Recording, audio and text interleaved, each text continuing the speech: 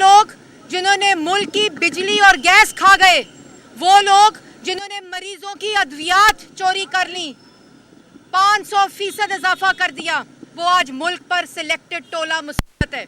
और वो लोग जिन्होंने इस मुल्क को एटमी कुव्वत बनाया, जिन्होंने इस मुल्क की इकाइयों को आपस में मिलाया मोटरवे बनाकर, जिन्होंने इस मुल्क को सीपैक दिया, शहबाज शरीफ जिसने पंजाब को तरक्की दी, जिसने मुल्क के अंदर नवाज शरीफ की क़यादत में पंजाब में 5,500 मेगावाट की बिजली बनाई, मरीजों को मुफ्त दवाई दी, 5 मेट्रो बसेस बनाई, ऑरेंज ट्रेन बनाई, लेकिन 126 अरब के खड्डे खोदने वाले, कमीशन खाने वाले वो बसें जो हर रोज जल रही हैं, उनके ऊपर कोई पूछने वाला नहीं।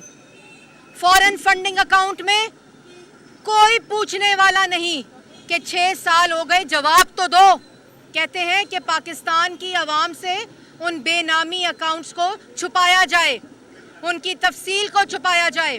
और आज नैब के अंदर शहबाज शरीफ के खिलाफ जिसने दरखास्त दी, उसका नाम है बेनामी पढ़ा लिखा सच्चा मुहिब्बुल वतन पाकिस्तानी। वो ये शख्स जिसने इल्ज़ाम लगाया कि शहबाज शरीफ अरबों खरबों खा गया, ये झूठा इल्ज़ाम लगाया, उसका नाम है बेनामी पढ़ा लिखा सच्चा मुहिब्बुल वतन पाकिस्तानी। और बेशर्मो, सामने से आके वार करो, आगे आकर बताओ ये बेनामी दरखास्तें कब तक देते रहोगे? अगर कोई करप्शन साबित होती है तो अदालतों में पेश करो। गिरफ्तारी करके, इस तरह धमका के आप हमारा कुछ नहीं बिगाड़ सकते। इतनी तो शर्म होनी चाहिए कि 2 दफा का वजीर आला पंजाब, जिसने पंजाब को तरक्की दी, जिसने पंजाब के नौजवानों को उम्मीद दी, जिसने पाकिस्तान के अवाम, नवाज शरीफ जिसने पाकिस्तान के अवाम को तरक्की दी, उसके खिलाफ अदारा किसकी दरखास्त कबूल करता है? बेनामी। मैं दोबारा कहूंगी पाकिस्तान की अवाम के लिए कि ये वो दरखास्त है जो शहबाज शरीफ के खिलाफ दी गई, जिसकी ना कोई वल्दियत है, जिसका ना कोई नाम है, और नाम है पढ़ा लिखा सच्चा मुहिब्बुल वतन पाकिस्तानी। ये है बेशर्मी का तकाजा। मेरी नैब के चेयरमैन से दरखास्त है कि करें नाम इसका पाकिस्तान की आवाम के सामने, बताएं किसने दरखास्त दी है। अपनी दी हुई दरखास्तों के ऊपर कार्रवाइयां ना करें, खुद डाली गई दरखास्त के ऊपर, जो सिलेक्टेड वजीर आजम के हुक्म के ऊपर डाली गई दरखास्त के ऊपर शहबाज शरीफ के खिलाफ कार्रवाई हो रही है। ये उस वक़्त का केस है जब शहबाज शरीफ नैब की हिरासत में था, जब शहबाज शरीफ नैब की कस्टडी में था। उस वक़्त ये चौथा केस, जब 3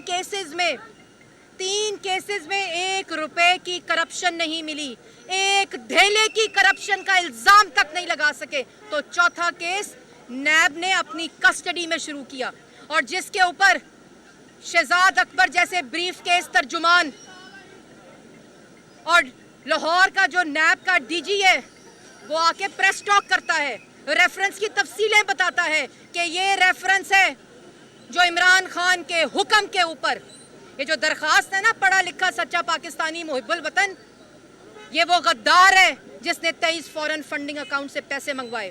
ये वो सिलेक्टेड है जो इस वक्त मुल्क के ऊपर मुसल्लत है।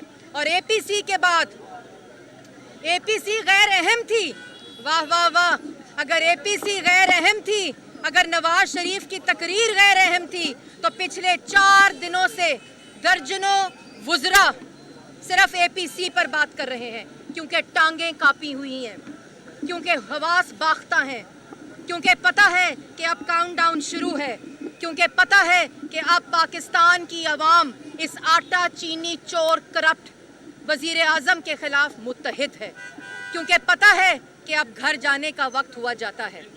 और मैं आखिर में ये कहूँगी कि वो लोग, ये असल बुनियाद है जिसका इशारा नवाज शरीफ साहब ने अपनी तकरीर में किया था, कि ये वो बुनियाद है पाकिस्तान के मसाइल की जब वोट को इज्जत नहीं मिलती। ये बुनियाद है पाकिस्तान के मसाइल की کہ جب محب الوطن پاکستانی شہباز شریف पंजाब के लोगों को तरक्की देता है, मेट्रो देता है, ऑरेंज ट्रेन देता है, PKLI देता है, कार्डियोलॉजी हॉस्पिटल्स देता है, दानिश स्कूल देता है और इस तरह के कई 100 स्कूल देता है, कई 100 अस्पताल देता है, तो उसके साथ ये होता है। अच्छा मरियम साहब, जब कोई एटमी कुव्वत बनाता है, जब कोई CPEC देता है, जब कोई 15,000 किलोमीटर की सड़कें देता है, जब कोई 13,000 मेगावाट की बिजली देता है, तो उसको इस तरह सियासी इंतकाम का निशाना बनाया जाता है। 72 साल से ये रवायत जारी है। अब इस रवायत को बंद होना होगा, क्योंकि अब इस रवायत के खिलाफ पाकिस्तान की आवाम खड़ी है और पाकिस्तान की आवाम का एक ही नारा है, वोट को इज्जत दो। अच्छा मरियम साहब, हेलो भाई, ओ भाई चुप कर यार। अच्छा ये बताइएगा कि मियां शहबाज शरीफ साहब की आर्मी चीफ साहब से मुलाकात हुई, उस मुलाकात में क्या क्या डिस्कस हुआ, कौन कौन लोग शामिल थे उस मैं मुलाकात में? तफसीलात नहीं जानती, मुझे ये पता है कि एक मीटिंग हुई थी जिसमें गिलगित बल्तिस्तान के ऊपर आपस में बातचीत हुई और इससे ज़्यादा मैं इसकी तफसील नहीं जानती। लेकिन मैं एक दफ़ा ये बात ज़रूर दोहराना चाहूँगी कि ये तमाम सियासी इंतकाम का, मीडिया के ऊपर सेंसरशिप का, मीर शकीलुर रहमान को जिस तरह आज कैदो बंद में और अकूबत खानों में रखा हुआ है, 24 न्यूज़ जितने मतीउल्लाह जान, असद तूर, अबसार आलम जिनके खिलाफ गद्दारी के मुकदमे बनाए जा रहे हैं, इस सिलसिले को बंद होना चाहिए, इससे पहले कि आपको भागने का मौका भी ना मिले और पाकिस्तान की आवाम का हाथ हो और आपका गिरेबान हो।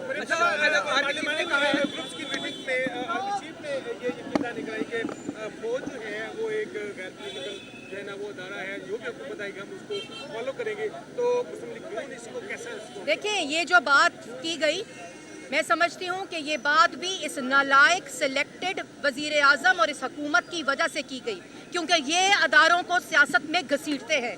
ये कहते हैं कि अदारे अरफाज पाकिस्तान और हम एक पेज पर हैं, सब अदारों का एहतराम होना चाहिए, लेकिन ये तासुर इस सिलेक्टेड हुकूमत ने डाला है, ये तासुर इन नालायकों ने डाला है, इनकी वजह से आज अदारे बदनाम हो रहे हैं और यही वो वजह है। और सियासत में देखिए, हर अदारे का आइन में एक काम का तयन है, एक आइन की हदूद है, उसके अंदर रह रह के तमाम अदारों को काम करना चाहिए। इसी तरह नैब के चेयरमैन को अपने हदूद के अंदर रहकर काम करना चाहिए। नैब के चेयरमैन की इस वक्त जो हालत है वो एक SHO और कांस्टेबल की हो गई है कि जिसको हुक्म दे सिलेक्टेड वजीर आजम उसको गिरफ्तार करे, रात को हुक्म आता है, सुबह गिरफ्तारी होती है। आज जराए से उस CCPO का बयान चल रहा है, उस CCPO का बयान चल रहा है जो कह रहा है कि जो जिस बेटी का सियालकोट रोड के ऊपर इज्तमाई रेप हुआ, उसका कसूर है कि वो रात को क्यों निकली। आज वो जराए से मीडिया को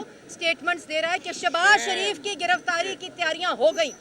शहबाज शरीफ को किसने, CCPO को किसने बताया कि शहबाज शरीफ की गिरफ्तारी की तैयारी हो गई है? क्यों मीडिया को जराए के जरिए, अगर बड़ा लिखा सच्चा पाकिस्तानी, हुब्बुल वतन पाकिस्तानी जिसने ये एप्लीकेशन दी, उसका नाम, उसकी वल्दियत, उसका पता पाकिस्तान की आवाम को बताया जाए। इसी तरह CCPO को मेरा पैगाम है, अगर ऑर्डर देते हो, अगर जराए से खबरें देते हो तो दम पैदा करो, इस पुलिस की वर्दी का एहतराम करना सीखो और आगे आकर बात करो कि तुम चाहते क्या और तुम्हें ऑर्डर्स क्या और तुम्हें इस जगह के ऊपर लगाया क्यों गया। अच्छा मैडम ये फरमाइएगा कि मियां नवाज शरीफ साहब की सेहत कैसी है?